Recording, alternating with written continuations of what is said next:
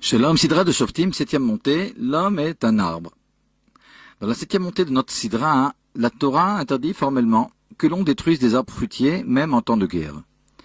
Qui Adam et Sassadeh, l'arbre est-il un homme? Dans le contexte de notre Sidra, est-ce que l'arbre est un guerrier, un homme de l'ennemi, pour que l'on ait besoin de le déraciner, demande la Torah? Ceci est le pshat, le premier niveau d'exégèse. Or, le Talmud lit à nouveau ces mots qui Adam et Sassadeh, comme s'il était écrit « L'homme est un arbre ».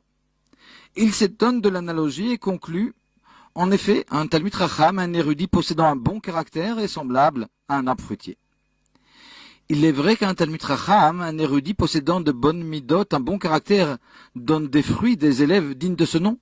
Mais ceci suffit-il pour le comparer à un arbre fruitier? L'explication de ce passage du Talmud est le suivant. L'homme, outre ses traits caractéristiques, possède aussi en son sein l'ensemble des trois règnes, le minéral, le végétal et le règne animal. La Chassidoute explique que les lettres de la pensée et de la parole représentent le côté minéral de l'homme, les vertus, les midot, le côté végétal. En effet, celles-ci se développent, mais le caractère de base ne change pas. De même, la plante se développe, mais ne se déplace pas.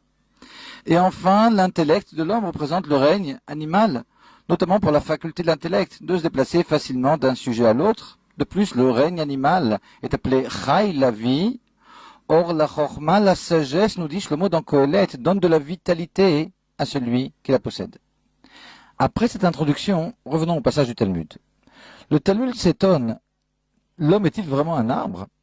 Le principal de l'homme, est-ce réellement ses vertus, se demande le Talmud?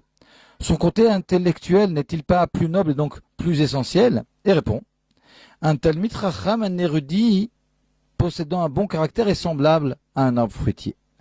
L'intellect en soi n'est pas suffisant.